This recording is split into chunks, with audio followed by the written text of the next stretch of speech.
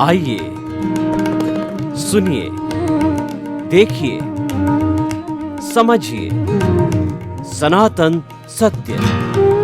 जैसी दृष्टि वैसी सृष्टि, दृष्टि विज्ञान।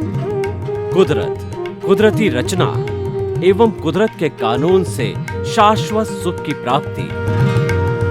जोधपुर के परम पूज्य महात्मा उपासक प्रोफेसर डॉक्टर सोहन राज तातेड़ के निर्देशन में सनातन सत्य। जैसी दृष्टि वैसी सृष्टि, दृष्टि विज्ञान।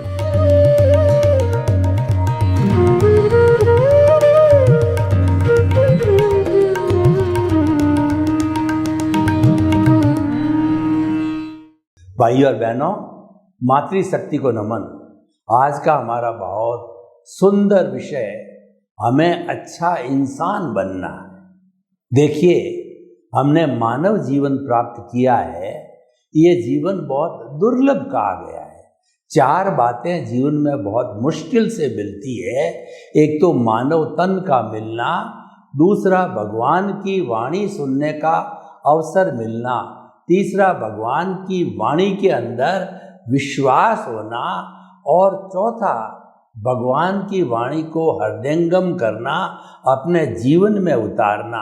तो ये 4 बातें अति दुर्लभ होती है। तो हमने मानव तन तो पा लिया, तो मानव तन पाने के बाद के अंदर इस जीवन को हमें अच्छा जीवन बनाना है, यानी अच्छा इंसान बनाना है।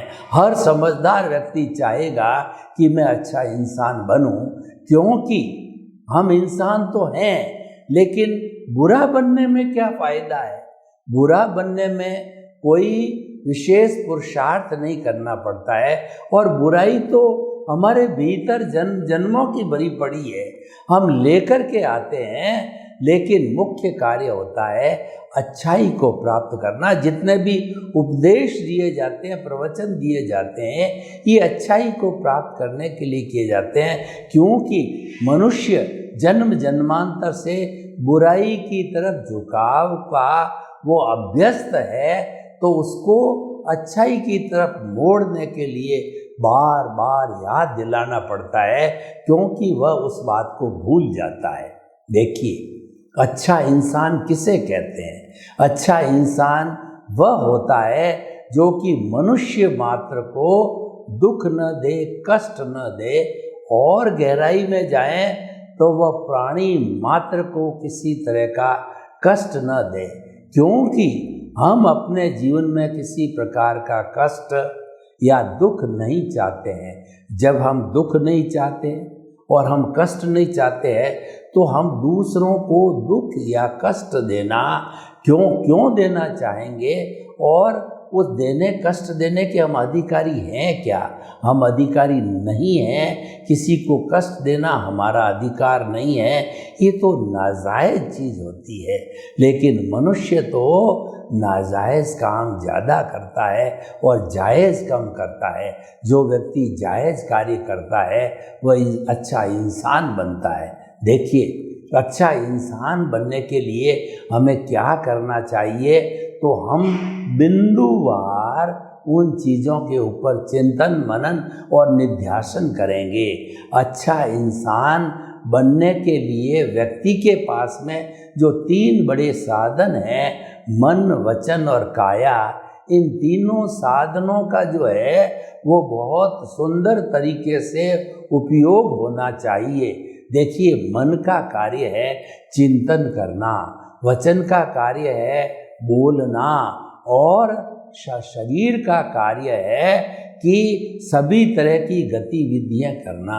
तो हमारे जो मन, वचन, काया, ये जो साधन हैं अच्छा काम करने के, उन साधनों का हमें अच्छा उपयोग करना चाहिए, सदुपयोग करना चाहिए। यानी मन से हमको सकारात्मक सोचना चाहिए, पॉजिटिव थिंकिंग करनी चाहिए। हमें हमेशा थिंक पॉजिटिव, डू पॉजिटिव और बी पॉजिटिव की भावना रखनी चाहिए। जब हमारे भीतर अच्छे भाव रहेंगे, अच्छा चिंतन रहेगा, विधायक भाव होगा, तो निश्चित तौर से बाहर का जो हमारा व्यवहार है वह उसके अनुसार ही बनता है।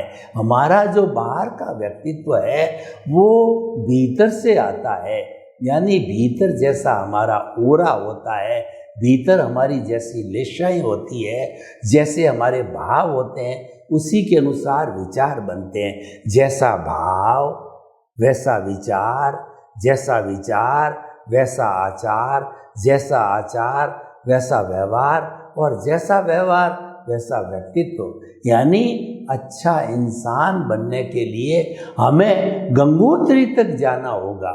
हमारा जो प्रारंभ का बिंदु है वहाँ तक पहुँचना पड़ेगा और वह आदि बिंदु, प्रारंभ का बिंदु है हमारा कार्बन शरीर है, जो कि हमारी शुद्ध आत्मा के साथ में जुड़ा हुआ है। तो वो जुड़ा हुआ होने के कारण हमारी आत्मा बद्ध कहलाती है। अगर उस आत्मा से अचेतन मन कहिए, कार्बन शरीर कहिए, लिंग शरीर कहिए, कॉजल बॉडी कहिए, जब वो बिल्कुल छिन्न भिन्न जीरो समाप्त हो जाती है तब उस स्थिति के अंदर हमारी आत्मा ब्लिस को प्राप्त करती है। वो अनंत ज्ञान, अनंत दर्शन, अनंत शक्ति और अनंत सुख का धाम बन करके, और वो जो है सिद्ध शिला के अंदर प्रभु के रूप में, परमात्मा के रूप के अंदर वो विराजमान हो जाती है। तो भाई और बहनों, देखिए कि हमारे जो मन वचन काया की जो शुभ प्रवृत्ति है या शुद्ध प्रवृत्ति है वह हमको अच्छा इंसान बनाती है। अशुभ प्रवृत्ति होती है वह हमें एक दुर्जन व्यक्ति बनाती है। तो हमें हमेशा जो है हमारे जो चिंतन है उसको शुद्ध रखना चाहिए। अब देखिए कि शुद्ध चिंतन जो है हम कैसे रख सकते हैं, और चिंतन को शुद्ध होने के लिए कौन से ऐसे घटक है, फैक्टर्स है जो कि उसको अशुद्ध बनाते हैं। तो मैं आपको बताना चाहता हूँ कि जो क्रोध, अहंकार, माया, लोभ ये अशुद्धि है। ये हमारे विचारों को, ये हमारे भावों को जो है अशुद्ध कर देती है। तो ये जो है अज्ञान कहलाता है। यानी अज्ञान को अगर मिटाया जाए तो हम अच्छे इंसान बन सकते हैं। अज्ञान को मिटाने से हमारा व्यवहार जगत भी अच्छा होता है, यानी हम अच्छे इंसान बन जाते हैं। और हमारा जो कहना चाहिए कि जो भीतर का जगत है, परमात्मा का जगत है, वह भी अच्छा बन जाता है। तो अब आप देखिए कि हमारे जो ये क्रोध, अहंकार, माया, लोभ रूपी अज्ञान है, उस अज्ञान को हम कैसे कम करें, कैसे उसको घटाया जाए। तो वो अज्ञान है वो मिथ्या ज्ञान और मिथ्या दर्शन कहलाता है। उसकी जगह हमें सम्यक ज्ञान और सम्यक दर्शन को प्राप्त करना चाहिए। देखिए दुनिया के अंदर सबसे बड़ा मिथ्या ज्ञान क्या है कि व्यक्ति ये सोचता है कि ये शरीर मेरा है, यानी कि मेरा घर, मेरा परिवार, मेरा धन, मेरा दौलत, मेरे बाल, मेरे बच्चे, मेरे पद प्रतिष्ठा और मेरे जो है जितने भी संपर्क है, ये सब जो हमारा जड़ का संसार है वो मेरा है, यानी पर को स्वयं का मान लेता है। ये सबसे बड़ा मिथ्या ज्ञान है। तो ये इस ज्ञान को जो है हमें इस अज्ञान को ज्ञान के अंदर बदलना है, विज्ञान में बदलना है कि ये शरीर मेरा नहीं है, ये शरीर तो नाशवान है, ये शरीर तो ये पिछले जन्म के कर्म के भुगतान के लिए मिला है, और जब ये भुगतान पूरा हो जाएगा, आयुष्य पूरा हो जाएगा, तो इस जड़ रूपी शरीर को जो है जला दिया जाएगा। ये सम्यक ज्ञान है। और सम्यक दर्शन का अर्थ होता है इस जगत का नियंता कौन है, इस सृष्टि को चलाने वाला कौन है। तो मनुष्य ये मान बैठता है कि मन वचन काया का संचालक मैं हूँ, यानी जो कुछ करता हूँ वो मैं ही करता हूँ और मेरे आदेश से ही होता है, और उसको सारा कुछ करने का मालिक मैं हूँ, यानी ऑनरशिप, डूअरशिप आ जाती है। जबकि वास्तव में ऐसा नहीं है। जो कुछ भी हमारे जन्म से मृत्यु के बीच का जो स्पान है वो जीवन कहलाता है। उसकी एक एक जो घटना, एक एक क्षण है, वह कुदरत के द्वारा संचालित होती है, क्योंकि कुदरत ही हमारे जीवन की क्रिएटर, ऑपरेटर और डिस्ट्रॉयर होती है। और जन्म लेते ही हमारा सारा अधिकार कुदरत के पास चला जाता है। जब कोई चीज़ हमारे अधिकार में नहीं, जब कोई चीज़ के हम संचालक नहीं हैं, निर्माता नहीं हैं, तो हम अपने आप कैसे मान सकते हैं? लेकिन ये मानना ही, अपने आप को मानना जो है, यही मिथ्या ज्ञान और मिथ्या दर्शन है। तो इसको हटाना है। इसको हटाने के लिए क्या करना है कि हमें निमित्त बनना। हम प्रारंभ से अंत तक कोई भी कार्य करें तो कहना कि मैं इस कार्य को करने का निमित्त हूँ, इस कार्य को करने वाला कर्ता नहीं हूँ। सारा कर्तापन होते ही सारा कर्म बंधन स्टार्ट हो जाता है, दुख स्टार्ट हो जाता है, कष्ट स्टार्ट हो जाता है। जो आज का विषय है कि हमें अच्छा इंसान बनना है, तो वो इंसान बनने नहीं देता है, वो हमें गलत दिशा के अंदर ले जाता है। और जब सम्यक ज्ञान, सम्यक दर्शन होता है तो हमारी दिशा सही होती है, हमारा इंसान बनने की होती है। तो अब देखिए, मान लीजिए कि आप जो है बड़े बड़े कार्य कर रहे हैं, कुबेरपति है, तो आपने अगर कर्ता भाव है तो आपको अहंकार आएगा कि ये धन जो है मेरा कमाया हुआ है, और उस अहंकार के वशीभूत होकर आपके अंदर क्रोध भी आ सकता है, और दूसरे लोगों को जो है आप कहना चाहिए इन्फीरियरिटी कॉम्प्लेक्स की नज़र से देखने लग जाएंगे। यानी जो एक अच्छे इंसान का वास्तविक नज़रिया होता है उससे आप भटक जाएंगे। और जब अपने आप को निमित्त मानेंगे कि ये जो कुछ भी हो रहा है उसमें से तो मात्र मैं तो एक निमित्त हूँ, क्योंकि करने वाली जो है वह तो व्यवस्थित शक्ति है, उसी का ही नियंत्रण है। और ये जो हमारी कुदरत है वही मेरे सब कार्यों की क्रिएटर है, ऑपरेटर है, डिस्ट्रॉयर है। और मुझे जो कुछ भी मेरे सामने घटित हो रहा है उसको करने की कोई भी स्वतंत्रता नहीं है। एक अतिरिक्त श्वास लेने की भी मेरे को स्वतंत्रता नहीं है। तो भाई और बहनों, अच्छा इंसान बनने के लिए हमें अपने आप को निमित्त समझना चाहिए। और देखिए, दुनिया के अंदर हमारे सामने जो जगत दिखाई देता है, इसके अंदर 7.8 अरब की जनसंख्या है। तो समस्त विश्व के लोगों को निमित्त के साथ साथ में निर्दोष माने। निर्दोष मानने का अर्थ क्या है कि हम किसी को दोषी नहीं मानेंगे, हम किसी को दोष नहीं देंगे, और हम दोषी अपने आप को मानेंगे कि जो कुछ भी हो रहा है मेरे उदय और प्रारब्ध के अनुसार हो रहा है, वही वास्तव में सम्यक ज्ञान और सम्यक दर्शन है। जो कुछ भी घटित होता है वास्तव के अंदर, वास्तव में उसका कारण जो है वह उदय और प्रारब्ध ही है। तो निर्दोष मानने का अर्थ ये है कि कोई व्यक्ति हमारी सेवा करने आया है या हमको कष्ट देने आया है दुनिया का, तो वो अपनी मर्जी से नहीं आया है। मर्जी से कोई आ नहीं सकता, उसको कुदरत में भेजा है, क्योंकि ये कुदरत की ड्यूटी है कि संजोग जुटाना सारा कुदरत की ड्यूटी होती है। तो जब हमारा उदय आया तो उस उदय के साथ के अंदर कुदरत ने उस व्यक्ति को हमारे सामने खड़ा कर दिया। यानी उसको, अगर किसी को हमारी सेवा करनी है तो सेवा करने वाले को खड़ा कर दिया, और कोई हमारा तिरस्कार करना का उदय भाव है तो उस उदय के अनुरूप उस व्यक्ति को खड़ा कर दिया। तो वह तो निर्दोष है, उसको निर्दोष मानना चाहिए कि उसका कोई दोष नहीं, अपनी मर्जी से नहीं आया।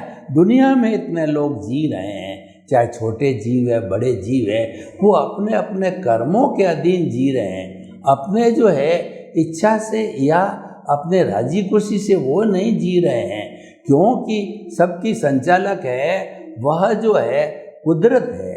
तो इसीलिए हमें मान के चलना चाहिए कि वह जो है निर्दोष है। तो निमित्त, निर्दोष और अकर्ता, अकर्ता की बात तो मैंने आपको कह दी कि कर्ता कोई हो नहीं सकता, क्योंकि कर्ता तो जो मात्र जो है वो व्यवस्थित शक्ति है और वो कुदरती कर्ता होती है। मनुष्य कभी भी कर्ता हो नहीं सकता और वह द्रव्य क्षेत्र काल भाव के माध्यम से जो है लोगों के कर्मों को भुगतने के लिए संजोग जुटाती है। तो अब आप देखिए कि हमारे सामने स्थिति आई कि निमित्त, निर्दोष, अकर्ता, और आप अच्छा इंसान कब बनोगे? जबकि आप हर जो प्राणी के अंदर उसके आत्मदर्शन करोगे कि उसमें भी वही प्रभु है जो मेरे भीतर विराजमान है। और सही दृष्टि से, दार्शनिक दृष्टि से, हमारे सनातन सत्य के आधार पर हम आपको बताना चाहते हैं कि दुनिया में जितने भी जीवित प्राणी हैं उनके भीतर मूल स्वरूप के अंदर वही एक सा ही आत्मा है। उस आत्मा में कोई अंतर नहीं होता है। जो अंतर हमको दिखाई देता है वह अंतर जो है वो अपने अपने कर्मों के अधीन होता है। तो इसीलिए निमित्त, निर्दोष, अकर्ता और शुद्ध आत्मा जो है ये प्रवृत्तियां हम लागू करते हैं तो हम अच्छे इंसान बनते हैं।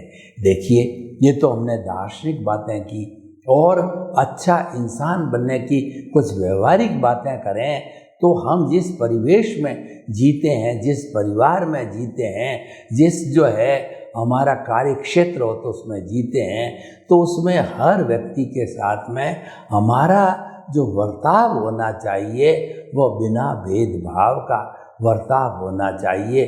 किसी व्यक्ति को जो है व्यर्थ रूप के अंदर डांटना, फटकारना, उसका तिरस्कार करना वह नहीं किया जाना चाहिए। इससे व्यक्ति जो है एक अच्छा इंसान बनता है।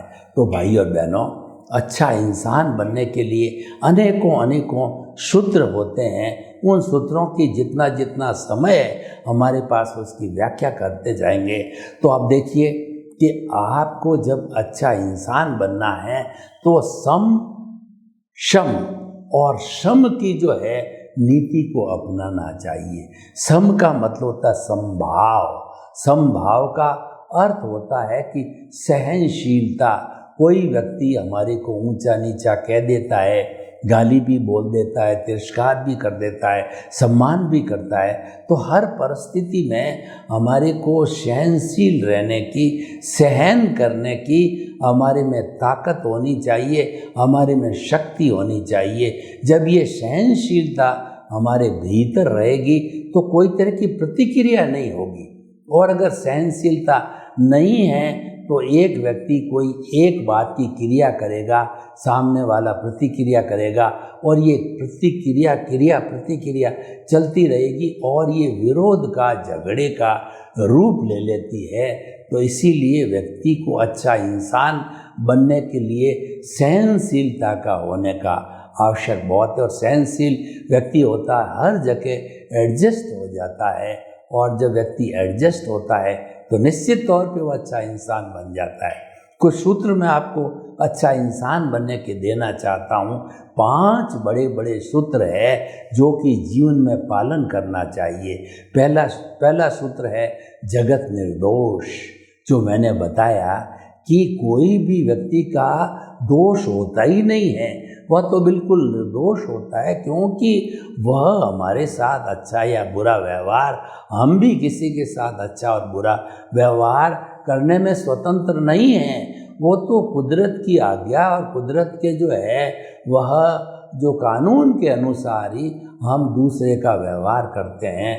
तो इसका अर्थ हुआ कि हमें सारी दुनिया को निर्दोष मानना चाहिए, चिंतन करना चाहिए कि जो कुछ भी दोष है मेरे कर्मों में, मेरे उदय में है और प्रारब्ध के अंदर ही दोष है। और कबीरदास जी ने बहुत ही सुंदर कहा है कि बुरा जो देखन मैं चला, बुरा न मिलिया कोई, जो दिल खोजा आप ना, और मुझसे बुरा न कोई। यानी कि कबीरदास जी पेपर और पेन लेकर के वो निकल पड़े और उन्होंने सोचा कि मैं कुछ जो है वो बुरे लोगों की सूची बनाऊं, तो दिन भर घूमते रहे, उनको एक भी बुरा व्यक्ति नहीं मिला। जब उन्होंने अपने दिल को, अपने अंतःकरण को टटोला, तो मालूम पड़ा कि बुराई का ढेर तो मेरे भीतर है, दोष तो मेरे भीतर भरे पड़े हैं। दुनिया में कोई दोषी नहीं है, दोष मेरे कर्मों का है और मैं स्वयं दोषी हूँ। जब व्यक्ति अपने दोष देखना चालू करता है तो उसकी शुद्धिकरण की प्रक्रिया चालू होती है और वह व्यक्ति अच्छा बनने लग जाता है, अच्छा इंसान बनने लग जाता है। तो जगत निर्दोष। दूसरा, टकराव टालिए, यानी कि तू मैं टिट बिट्स जो है ये नहीं करना चाहिए। सहनशीलता रखनी चाहिए, संभाव रखना चाहिए, ताकि कि जो है हम प्रतिक्रिया करने और करवाने से बचते रहें। तो भाव पहला तो हो गया हमारा जो है जगत निर्दोष। दूसरा, टकराव टालिए। तीसरा, एडजस्ट एवरीवेयर। इस दुनिया में अच्छा इंसान बनना है तो जैसी भी परिस्थिति है, हमारे घर की परिस्थिति, हमारे कार्य क्षेत्र की परिस्थिति, और हम जिन लोगों के साथ रहते हैं उसकी परिस्थिति जैसी भी हो, उसके अंदर एडजस्ट करना चाहिए अपने आप को। सर्दी है, गर्मी है, वर्षा है, भोजन कम मिला, ज़्यादा मिला, ठंडा मिला, गर्म मिला और जगह कम मिली, जैसी भी स्थिति हो उसमें अपने आप को एडजस्ट करने की कोशिश करना चाहिए। और जब व्यक्ति एडजस्ट हो जाता तब सबका चहेता हो जाता है। अच्छा इंसान कौन होता है? जो कि सभी लोग उसको लाइक करते हैं और भीतर में भी उसके आनंद और प्रसन्नता की अनुभूति होती है। दोनों मिलकर के व्यक्ति अच्छा इंसान बनता है। तो जगत निर्दोष, टकराव टालिए, एडजस्ट एवरीवन, भुगते उसकी भूल। ये कितना बड़ा सिद्धांत है।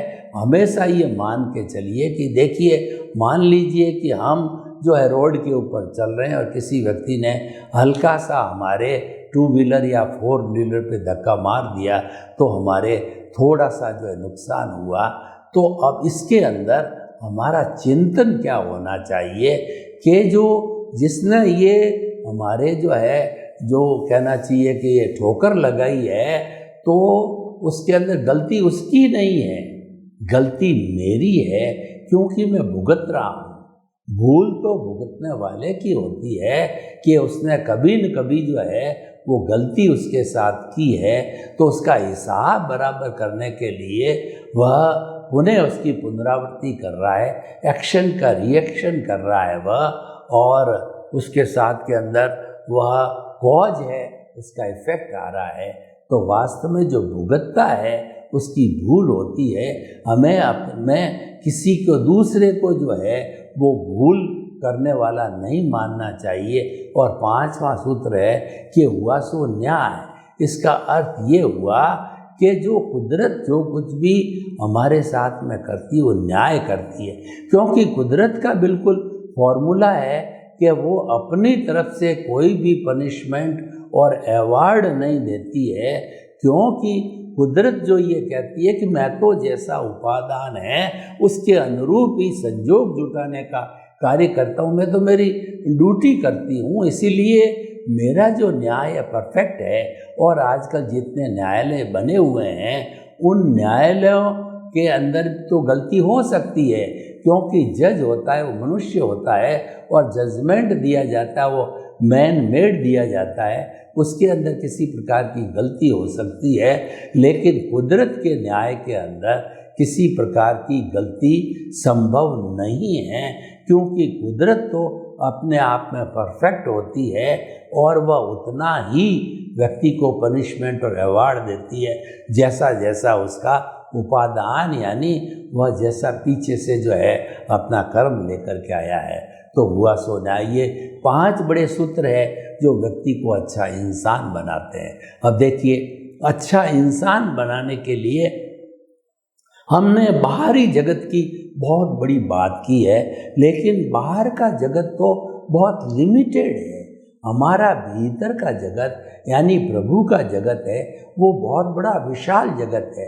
अगर बाहर के जगत और भीतर के जगत की तुलना करें तो ये 1% और 100% का डिफरेंस चलता है। इतना बड़ा हमारे प्रभु का जगत है, और प्रभु का जो जगत है वो जगत बहुत ही सुंदर, न्याय प्रिय, सत्यवादी, उसके अंदर कोई भी गलती नहीं होती है। कहने का अर्थ होता है हमें अच्छा इंसान बनने के लिए भीतर गोते लगाने चाहिए। भीतर गोते लगाने के लिए हम मेडिटेशन कर सकते हैं और बैठ कर के जाप कर सकते हैं, मंत्र का उच्चारण कर सकते हैं, और आंखें बंद करके हम जो है प्रेक्षा ध्यान के 8 चरण हैं, जो कायोत्सर्ग, अंतर यात्रा, और उसके बाद शरीर प्रेक्षा, श्वास प्रेक्षा और लेश्या ध्यान, और उसके बाद के अंदर जो है हमारे जो ललाट के ऊपर जो है वो देखने का कार्य करना चाहिए। तो इस तरीके से जो है हम भीतरी जगत के गोते लगाने का भी अभ्यास करना चाहिए। जो आज का इंसान है वह बाहरी जगत में ज़्यादा घूमता है। अच्छा इंसान बनने के लिए बाहरी जगत और भीतरी जगत का संतुलन बिठाना बहुत ज़रूरी है। सर्वे भवन्तु सुखिनः सर्वे सन्तु निरामया।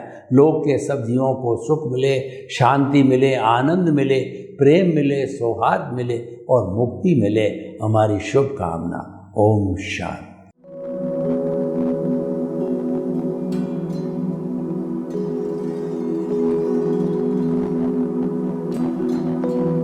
एक ऐसा अंतर्राष्ट्रीय ख्याति प्राप्त मानव जो गुरु प्रेरणा से पिछले 20 वर्षों से वानप्रस्थ जीवन जीते हुए 24 घंटे मानवता की सेवा में संलग्न है।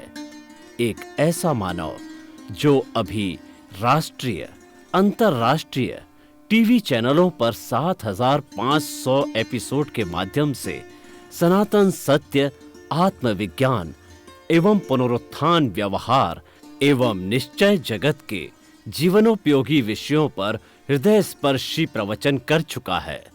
उस मानव का नाम है महात्मा उपासक प्रोफेसर डॉक्टर सोहन राज तातेड़। प्रोफेसर तातेड़ द्वारा योग, दर्शन, शिक्षा विषयों पर रचित पीएचडी स्तर के 250 शोध ग्रंथ भारत के 100 प्रतिष्ठित विश्वविद्यालयों में शोधार्थी पढ़ रहे हैं तथा वे सभी शोध ग्रंथ वहां की सेंट्रल लाइब्रेरियों में उपलब्ध हैं। महात्मा सोहन राज ने अभी तक हजारों स्कूलों, कॉलेजों, विश्वविद्यालयों एवं संस्थाओं में सेमिनार, वर्कशॉप, कैंप लगाकर लाखों विद्यार्थियों को योग, दर्शन, शिक्षा का प्रशिक्षण देकर उन्हें सुसंस्कारित किया। डॉक्टर तातेड़ ने भारतीय संस्कृति उत्थान के 4000 से अधिक समसामयिक विषयों पर आर्टिकल लिखकर ऑनलाइन जर्नल, पत्रिकाओं, वेबसाइट्स पर प्रकाशित किया, जिसका उपयोग लाखों पाठक कर रहे हैं। उपासक तातेड़ के 5000 से अधिक आज का सुविचार, आज का शुभ संदेश, आज का मंगल भावना योग आदि चिंतन websites, Twitter, blogger, Facebook, YouTube माध्यमों से लाखों लोग अपना जीवन निर्माण कर रहे हैं। मानवता के मसीहा ऐसे महामानव महात्मा सोहन राज तातेड़ के प्रोफाइल को अभी तक विश्व के 20 लाख दर्शक यूट्यूब पर, 12 लाख गूगल पर एवं लाखों दर्शक फेसबुक, ब्लॉगर, ट्विटर और इंस्टाग्राम पर देख चुके हैं।